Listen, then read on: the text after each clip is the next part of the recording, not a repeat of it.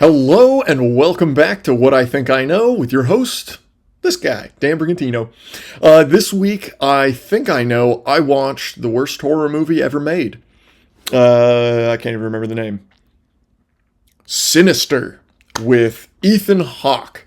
My lady found a study of some sort that said that this movie was like the scariest movie ever made. It raised the heart rate of the viewer more than any other horror movie. So we decided, like, oh, that sounds like fun. Let's see if it's as scary as it is. Yeah, it wasn't that scary, unfortunately. It started off with kind of like a dumb love story. This couple, they were moving around. I guess I don't want to give away too much information, but anyway, the husband kept moving the family around, and seemed like they were all kind of getting a little like tired of it. Whatever, the kids didn't love it. You know, the wife was sticking in there. She's all right. And then he finds a projector and some tapes and in his attic and starts watching them. Oh, by the way, he's a scary book. No, he's not. He's a detective writer kind of thing. He's trying to solve unsolved murders. And he moved his family into the house of an unsolved murder. And he just is doing the dumbest stuff ever. Like any horror movie, they do dumb things, right? Like check behind the door when you know that that's where the murderer is instead of running out of the house. This guy does run out of the house several times and leaves his family inside and the door open and stuff. So scary stuff will happen inside, and then he hears something outside and needs to go outside to check it. So he doesn't know if the scary thing is in the house or outside of the house, but he leaves the front door open. Just in case it is outside, it could get in behind him kind of thing. And just, every trick in the book kind of thing like that. They were throwing in weird things like his son was in a box at one point and did the whole scary movie, came out backwards kind of thing. And the whole movie was just made of sound, basically. That's the only thing that was remotely scary, was the sound. And that's all horror movies. They use, the primal sounds kind of thing, animals or something that kind of seems like it could be a human or an animal dying kind of thing. They use offbeat stuff, timing that you wouldn't expect, or notes that don't quite go together. That was the whole movie right there, basically. And then it had the worst ending in a scary movie. They had potential to make it frightening, but they just totally lost it. The ending of the movie, spoiler alert, if you want to watch it, I really don't suggest, mostly because if you do watch it, and this is kind of why movies are so bad now, this is one of the reasons, not the only reason, but this is one of them, I think. These terrible movies come out, and everybody goes and watches them, and then says, oh, that was a really terrible movie, you should watch it. No, you shouldn't watch it. If you watch it, they think you like it, therefore they will make more like it. Not a good way to go about things. That's very stupid. So don't go watch it. Don't waste your time. It's a terrible movie. If you want more, let me know in the comments. I will go through the entire movie step by step so you know what happens, and you don't have to go watch it yourself. But anyway, the ending, he's kind of starting to figure out it's a boogeyman kind of thing, and so he hears noise upstairs. He's destroyed the videotapes that he saw. They were Super 8 films, the little. So he burned them in a fire and then talked to some professor who for some reason knows about this boogeyman that nobody else knows about. Anyway, so he goes up into the attic and sees all the lost children, which you'll understand more if I need to do more explanation on this. Anyway, so he goes upstairs. There's a bunch of children up there who are supposed to be lost, missing kind of thing. And they're watching one of the Super 8s with the same projector and all that. And by the way, all those films had the recorded murders on them. So he goes up there, all the children look at him and do this, and then the boogeyman's face pops out in front. And it was so predictable. Like, you knew exactly that was going to happen. And then instead of like, I don't know, the kids chop his head off and all you see from below is his legs flapping around or something, like that might be fairly scary.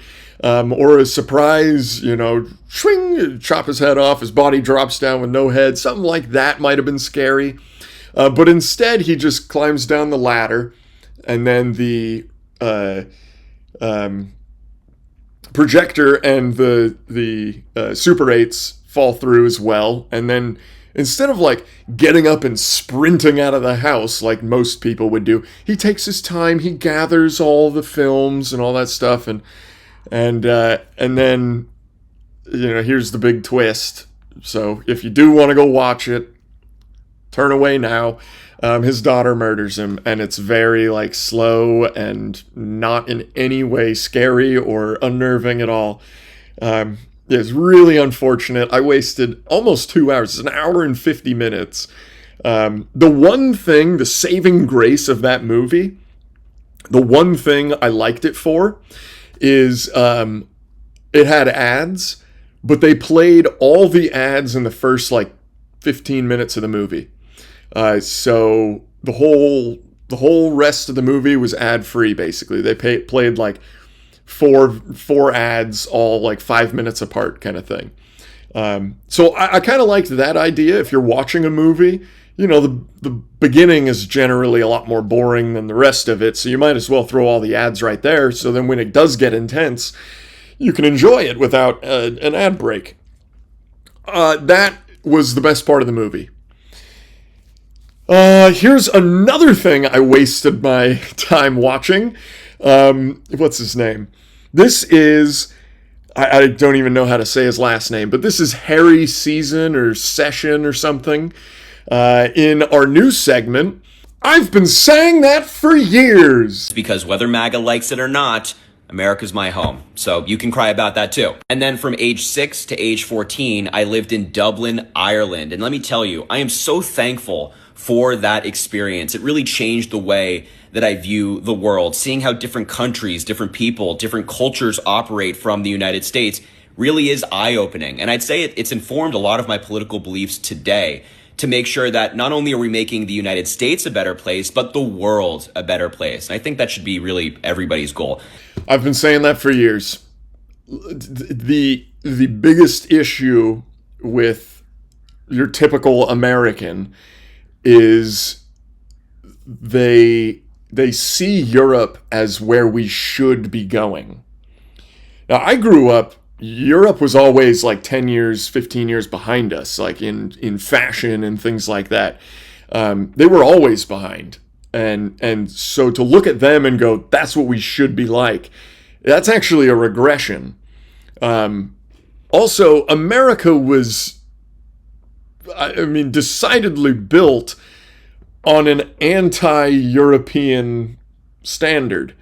We were, from the ground up, supposed to be totally different from Europe. We even had, I don't know what they were called. They might have been treaties. They might have not been. I don't remember what they are exactly. But it was kind of a hands-off sort of a thing that we used to say. It was basically like, hands off, this is America. We're going to deal with this side, Europe, you deal with Europe. But yeah, bringing in, and I think I said this last week actually, that European, maybe it was the week before, whatever. Anyway, European Republicans, or what would be the equivalent of a Republican in Europe, is going to be a lot softer than a Republican here. They're closer to a liberal Democrat.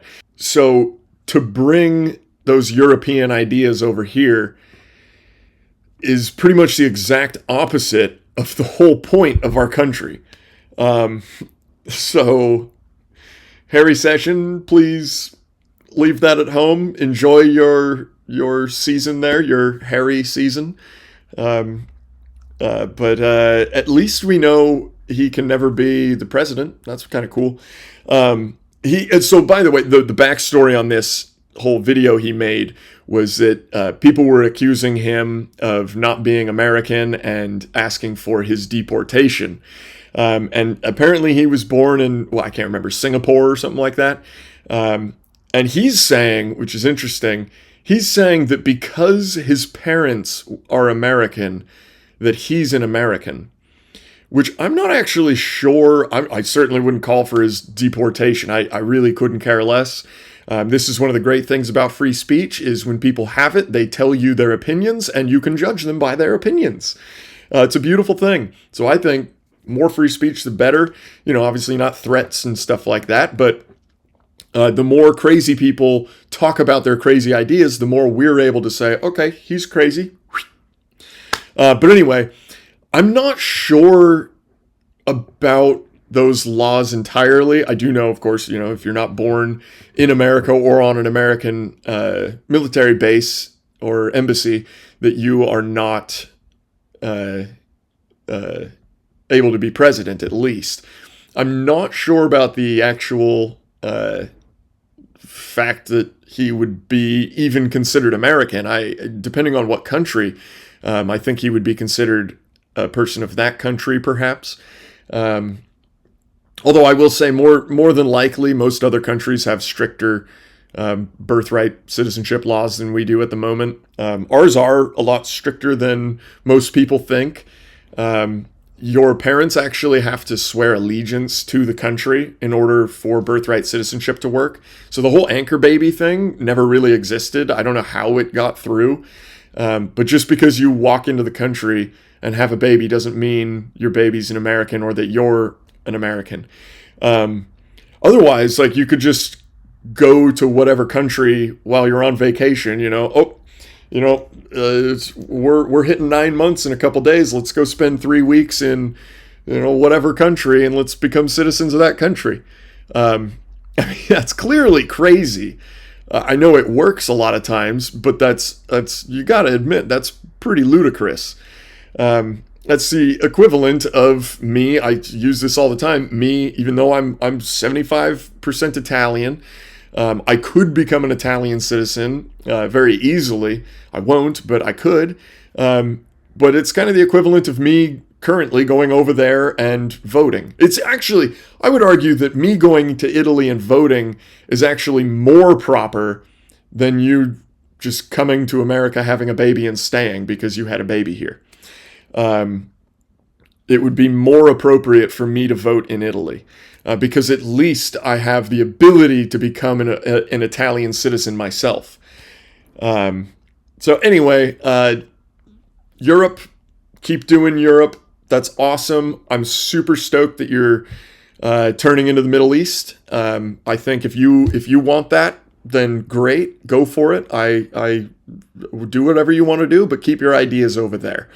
And hey, if you want us to, we'll keep our ideas over here. I don't mind about that. In maybe even more annoying news, probably more annoying news, I have to take a phone call.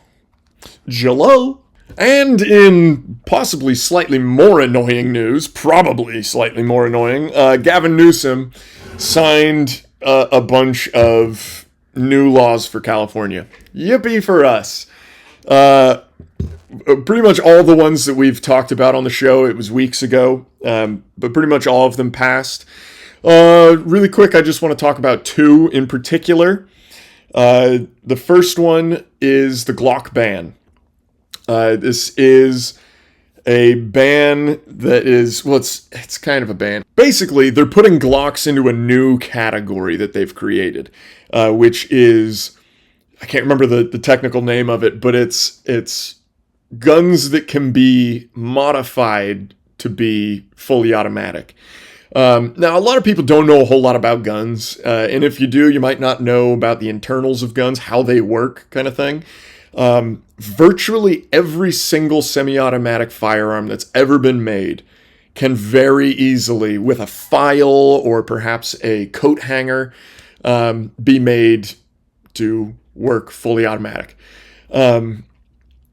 So yeah, that's first off, that's banning a whole category of firearms, which is not allowed. Um, and it's coming along with a little bit of a timeline. So I believe grandfather Glocks is what I guess we could call them, will be kept. Your current Glocks will be grandfathered in. You could still buy them until um, I think like July of next year.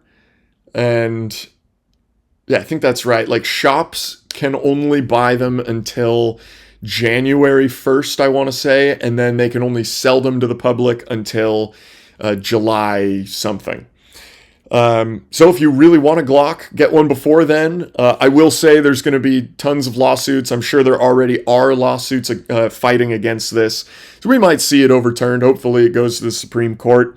The Supreme Court's got a lot on their hands this session. They are taking on quite a few Second Amendment related cases. Hopefully they take on the useful ones and not wastes of time. But we'll see. So the Glock ban, totally unconstitutional. It's ridiculous. There will be more bans to follow. And it's not just a ban on Glocks. It's actually a ban on the way that Glocks work. There's a certain piece inside a Glock that is used in its design. And there's a lot of different guns that are copies of that design. And so they will be banned as well. Really fun stuff there. Love it. Then the other one I looked into is AB 495. We definitely talked about this one. It is the bill that states essentially just anybody can sign your kid out of school. And AI tried to lie to me on this one, which is interesting. I want to show you guys this. So I'm just kind of looking into the kind of specifications and stuff like that using AI. AI is a great tool to basically Google faster, but it will lie to you. I don't know what it's trying to do, like if it's trying to reinforce your view or some view, I don't know. But it says here, it requires written parent-initiated authorization specifying who the temporary caregiver is and under what circumstance they can act. And I went like, I didn't see that anywhere in the bill. Because I have read through most of it. I mean, it's a long 300-page bill or whatever. But anyway, so I just asked this AI. Perplexity is what I use. I asked it, are you sure about this? And then copy and pasted that section that I just read to you. And it says, well, actually, it's only partially correct. The newly signed bill, Family Preparedness Plan Act of 2025, indeed expands who may act as a caregiver, but it does not always require a parent's signature or direct initiation. There you go. So yes, any random stranger can go to your children's or child's school and sign them out by just using a quick piece of paper here.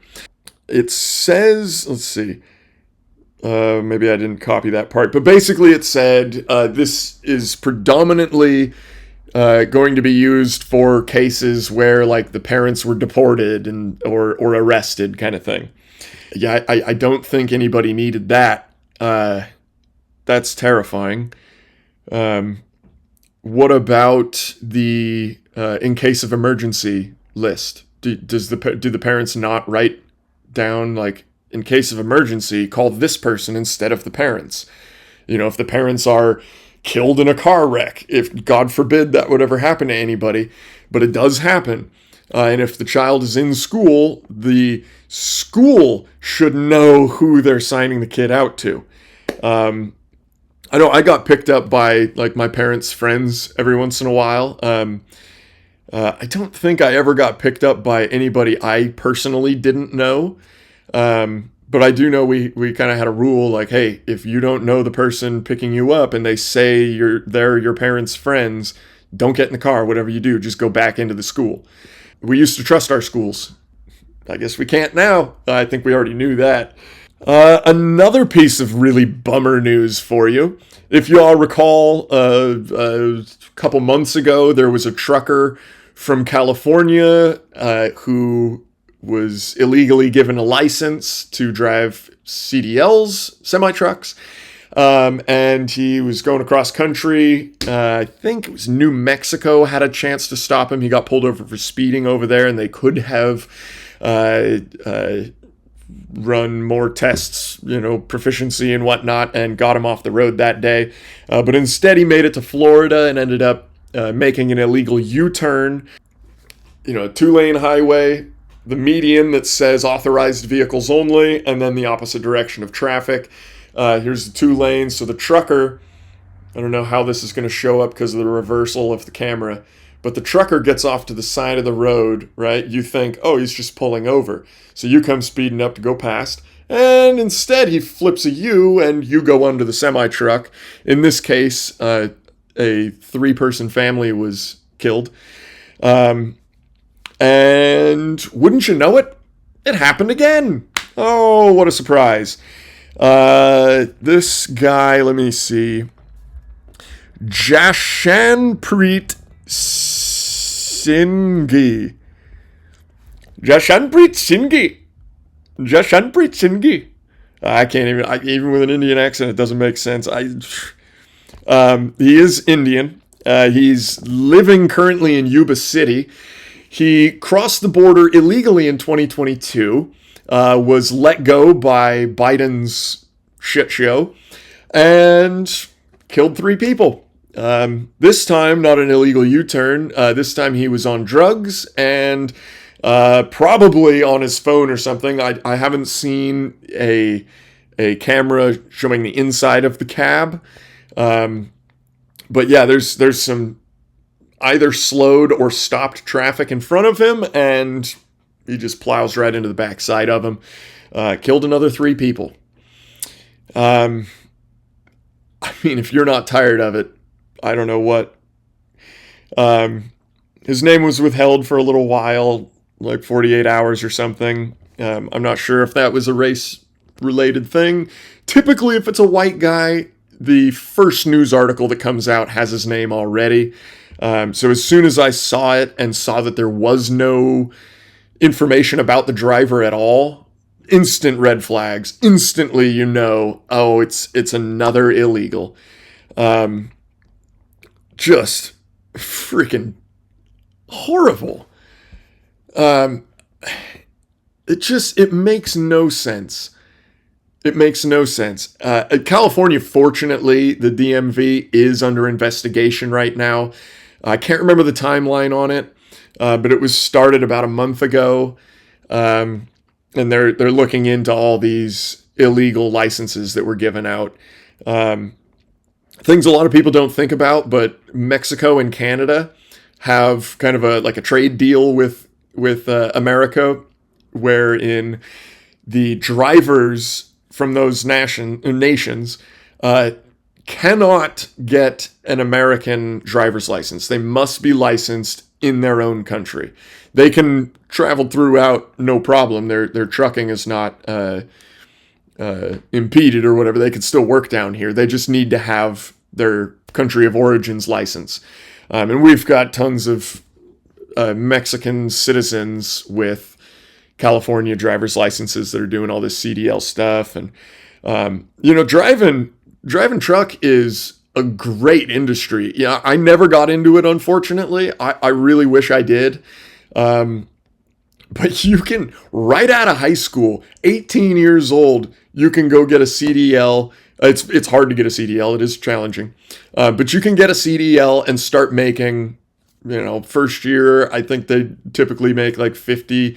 But you go up really high, really quickly. You can be making over $100,000 in a matter of, maybe less than a year. I don't really know the timeline. Again, I never got into the industry. But I do know that it's great. And like I said, I wish I did. Hello, this is Dan. Yesterday, I got 11 scam calls. They haven't slowed down today. I just haven't been checking or haven't been counting. And this has been going on for months and months. It is so incredibly frustrating. I tried to get on the do not call list, but because of the government shutdown, I can't. But then I also realized these are all Indians calling me. They don't care about the law. They don't care about the do not call list. That really only works for like big corporate companies that you can actually track and whatever, get in trouble or sue or whatever. There are legal ramifications for calling people on the do not call list, soliciting to them. You can call them for other things, but if you're soliciting to them, that is illegal. If you're not on the do not call list, I believe it's between 7 a.m. and 8 p.m. that you cannot call. I got a call at 6:45 the other morning. Dude, oof. If this was someone knocking at my door or something like that, I might have gotten in a fight right there. It chapped my hide.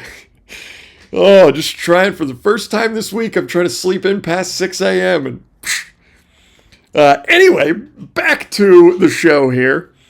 Oh Lord, this one's not a scam call. Hey, how's it going? Uh-oh. Oh shit. Lovely. It'll be probably an hour and a half from now. Alrighty. Well, yeah, I'll be there soon. No problem. Oh, I was gonna watch football.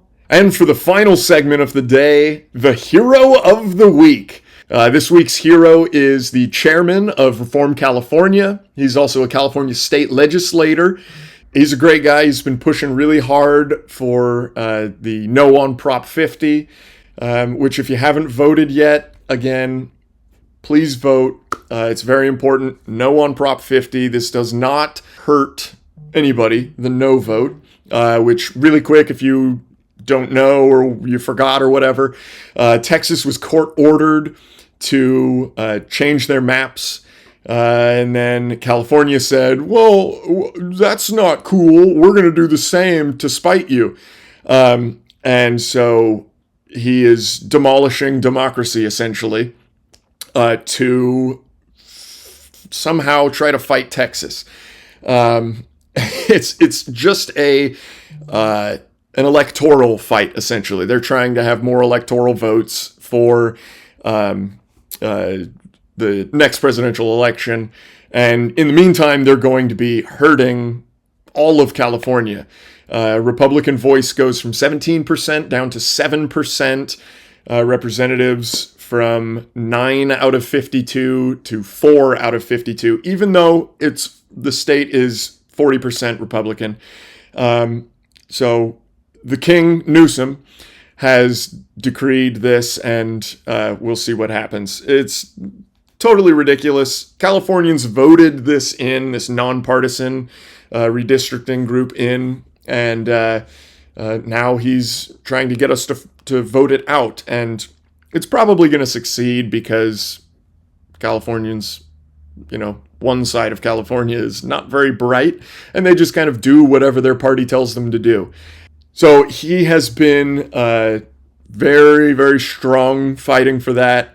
I actually got to go to one of his events in my hometown this week. It was really cool. I got to sit like right front row. He was like not even 10 feet away from me. It was really cool. Unfortunately, he had a meeting and we didn't get to do any meet and greets.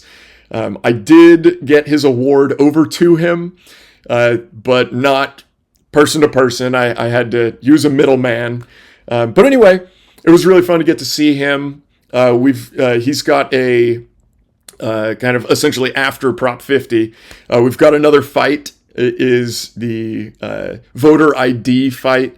We're collecting signatures right now, petitioning for the voter ID to be on the next ballot so that we can finally get some actual real solid voting in on this state.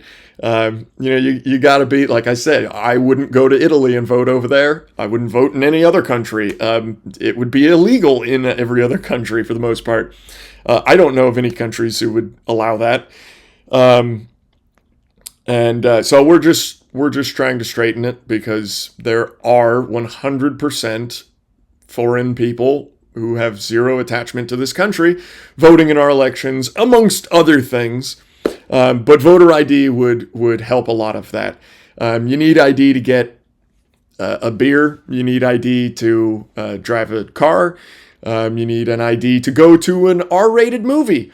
You need IDs for a lot of things. If you think I'm going to believe that black and Mexican people can't get an ID because they're too poor or something like that, that's just ridiculous. Also, there is a free voter ID. You can actually go in and get a ID specifically for voting, and it's free. So there's no excuses. It's a beautiful thing. And Carl DeMaio, thank you for all your hard work. Your team, thank you, team members. I got to meet some of you the other day. It was pretty cool. You guys are awesome. You're doing the Lord's work. And Carl, I know you already got your award, but here you are, Hero of the Week. Thank you, Carl. Thank you guys all for watching. That'll do it for the show. God bless you all, and we'll see you around next week. Take care.